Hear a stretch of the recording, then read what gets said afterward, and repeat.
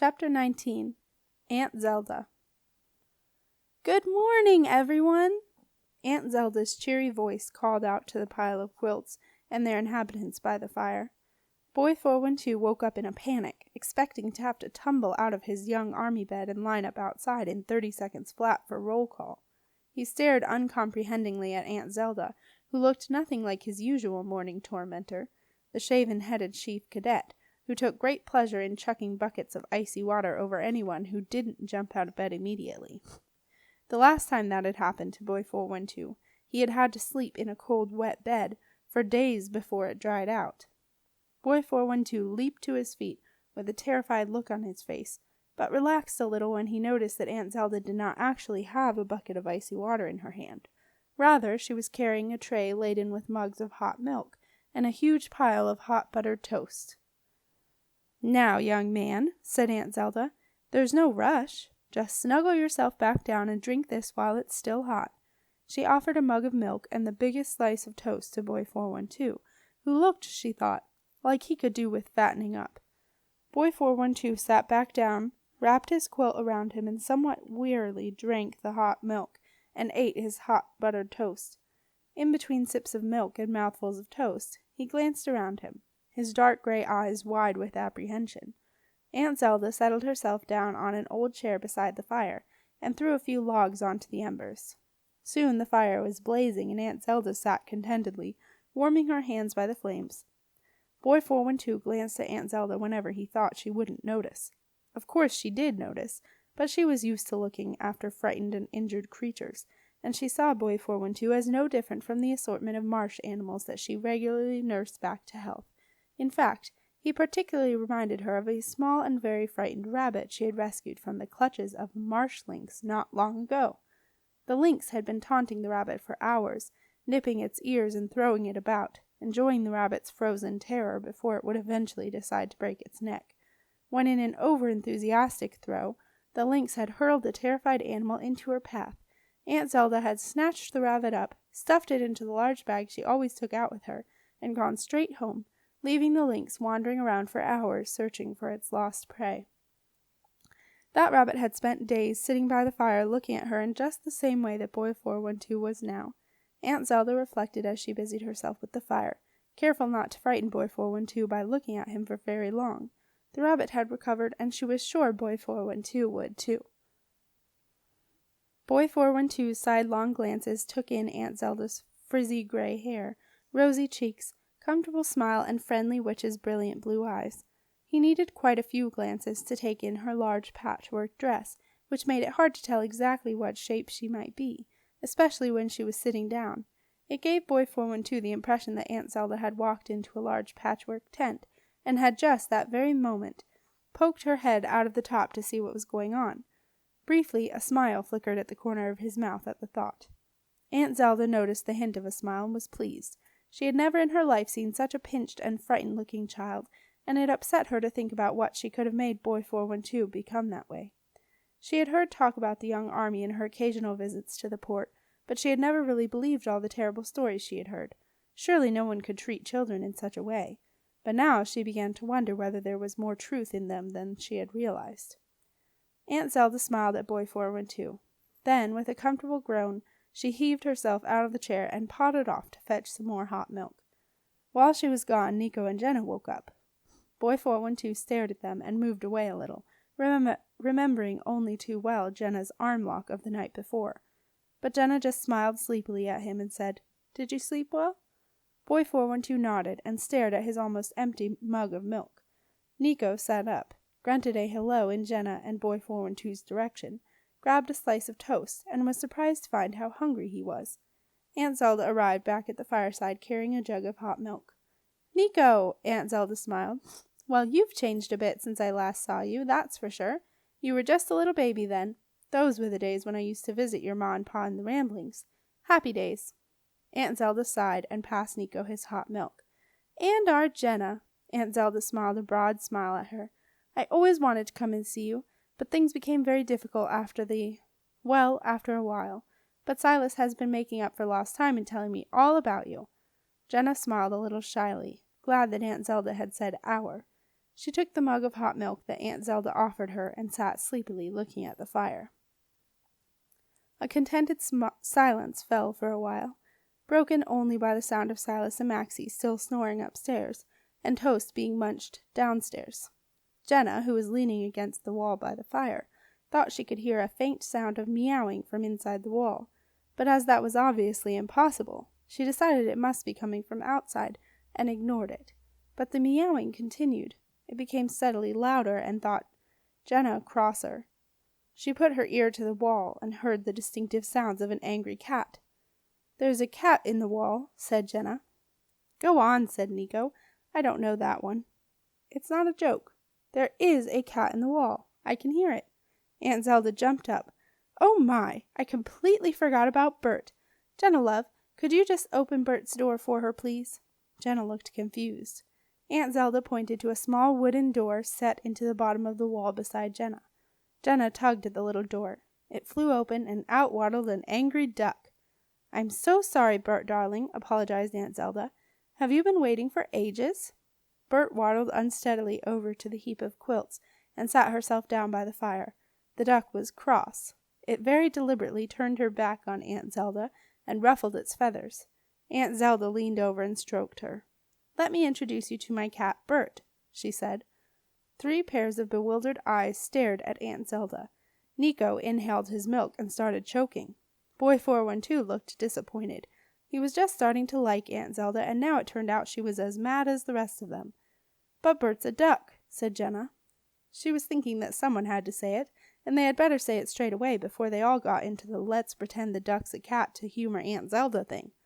"Ah, yes. Well, of course she is a duck at the moment. In fact, she has been a duck for a while now, haven't you, Bert?" Bert gave a small meow. "You see, ducks can fly and swim, and that is a great advantage in the marshes, and I have yet to meet a cat who enjoys getting her feet wet, and Bert was no exception. So she decided to become a duck and enjoy the water. And you do, don't you, Bert?" There was no answer. Like the cat she really was, Bert had fallen asleep by the fire. Jenna tentatively stroked the duck's feathers, wondering if they felt like cat fur, but they were soft and smooth and felt entirely like duck feathers. "Hello, Bert," whispered Jenna. Nico and Boy 412 said nothing. Neither of them was about to start talking to a duck. "Poor old Bert," said Aunt Zelda. "She often gets stuck outside, but ever since the Quake Ooze brownies got in through the cat tunnel, I've tried to keep the cat door charm locked. You have no idea what a shock it was to come downstairs that morning and find the place heaving with those nasty little creatures. Like a sea of mud they were, swarming up the walls and poking their long bony fingers into everything and staring at me with those little red eyes. They ate everything they could and messed up anything else they couldn't. And then, of course, as soon as they saw me, they all started all that high-pitched screaming." Aunt Zelda shuddered. "It set my teeth on edge for weeks. If it hadn't been for the Bogart, I don't know what I would have done. I spent weeks cleaning the mud off the books, not to mention making up all my potions again. Talking of mud, would anyone like a dip in the hot spring?" A little later, Jenna and Nico felt a lot cleaner after Aunt Zelda had shown them where the hot spring bubbled up into the little bath hut in the backyard. Boy 412 had refused to have anything to do with it, and had stayed huddled by the fire, his red hat crammed down over his ears, and his sailor's sheepskin jacket still wrapped around him. Boy 412 felt as if the cold of the previous day was still deep in his bones, and he thought he would never again feel warm. Aunt Zelda let him sit by the fire for a while, but when Jenna and Nico decided to go out and explore the island, she shooed Boy 412 out with them. "Here, take this," Aunt Zelda said, handing Nico a lantern. Nico gave Aunt Zelda a quizzical look. What were they going to need a lantern for at midday? "Har," said Aunt Zelda. "Ha?" asked Nico. "Har, because of the har, the salt marsh mist that rolls in from the sea," explained Aunt Zelda. "Look, we're surrounded by it today." She waved her hand around in a grand sweep. "On a clear day you can see the port from where we're standing. The har's laying low today, and we're high enough to be above it, but if it rises it'll come over us too. Then you'll need the lantern." So Nico took the lantern, and surrounded by the har, which lay like an undulating white blanket over the marshes below, they set off to explore the island while Aunt Zelda, Silas, and Marcia sat inside talking earnestly by the fireside. Jenna led the way, closely followed by Nico, while Boy 412 lagged behind, shivering every now and then and wishing he was back by the fire. The snow had melted in the warmer, damper marsh climate, and the ground was damp and soggy. Jenna took a path that led them down to the banks of the moat. The tide had dropped, and the water had all but disappeared, leaving marsh mud behind it, which was covered with hundreds of birds' footprints and a few zigzag water snake trails. Dragon Island itself was about 1/4 of a mile long, and looked as if someone had cut a huge green egg in half lengthways and plopped it down on top of the marsh. A footpath ran all the way around it, along the bank of the moat, and Jenna set off along the path, breathing in the cold salt air rolling in from the Har. Jenna liked the Har surrounding them. It made her feel safe at last. No one could find them now. Apart from the boat-dwelling chickens, which Jenna and Nico had seen earlier that morning, they found a nanny goat tethered in the middle of some long grass. They also found a colony of rabbits living in a burrow bank that Aunt Zelda had fenced off to keep the rabbits out of the winter cabbage patch. The well-worn path took them down past the burrows, through a lot of cabbages, and wound down to a low-lying patch of mud and suspiciously bright green grass. "Do you reckon there might be some of those brownies in there?" Jenna whispered to Nico, hanging back a little. Some bubbles floated to the surface of the mud, and there was a loud sucking noise as if someone was trying to pull a stuck boot from out of the mire. Jenna jumped back in alarm as the mud bubbled and heaved. "Not if I've got anything to do with it, there won't be." The broad brown face of the Boggart pushed its way to the surface. He blinked the ooze away from his round black eyes, and regarded them with a bleary graze. "Mornin'," he said slowly. "Good morning, Mr. Boggart," said Jenna. "Just Boggart'll do to you." "Is this where you live? I hope we're not disturbing you," said Jenna politely. "Well, you is disturbing me, as a matter of fact. I sleeps in the day, see?" The Boggart blinked again and began to sink back into the mud. "But you's not to nerve that.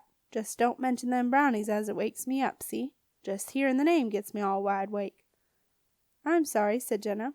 "We'll go away and leave you in peace." "Yeah," agreed the Boggart, and he disappeared back into the mud.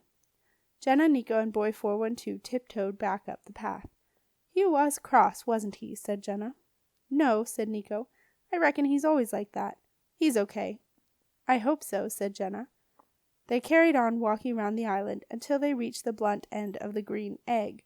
This consisted of a large grassy mound covered with a scattering of small prickly round bushes. They wandered across the mound and stopped for a while, watching the Har swirling below them. Jenna and Nico had been silent in case they should wake the Boggart up again, but as they stood on top of the mound, Jenna said, "Don't you think there's a funny feeling under your feet?" "My boots are a bit uncomfortable," said Nico, "now that you mention it. I think they're still wet." "No, I mean the ground under your feet. It feels kind of, hollow," supplied Nico. "Yes, that's it, hollow." Jenna stamped her foot down hard. The ground was firm enough, but there was something about it that felt different. "Must be all those rabbit burrows," said Nico. They wandered off down the mound and headed toward a large duck pond, with a wooden duck house beside it. A few ducks noticed them and began to waddle over the grass in the hope that they might have brought some bread with them. "Hey, where's he gone?" Jenna suddenly said, looking around for Boy 412. "He's probably gone back to the cottage," said Nico. "I don't think he likes being with us much." "No, I don't think he does. But aren't we meant to be looking after him?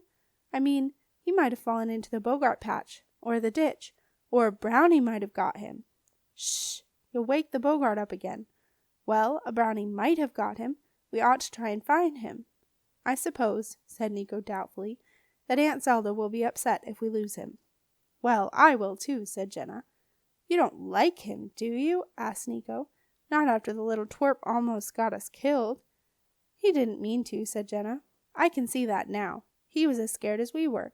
And just think, he's probably been in the young army all his life, and never had a mom or dad. Not like us. I mean you," Jenna corrected herself. "You have a mom and dad. Still have, silly," said Nico. "All right. We'll go and look for the kid if you really want to." Jenna looked around, wondering where to start, and realized she could no longer see the cottage. In fact, she could no longer see much at all, except for Nico, and that was only because his lantern gave off a low red light. The Har had risen.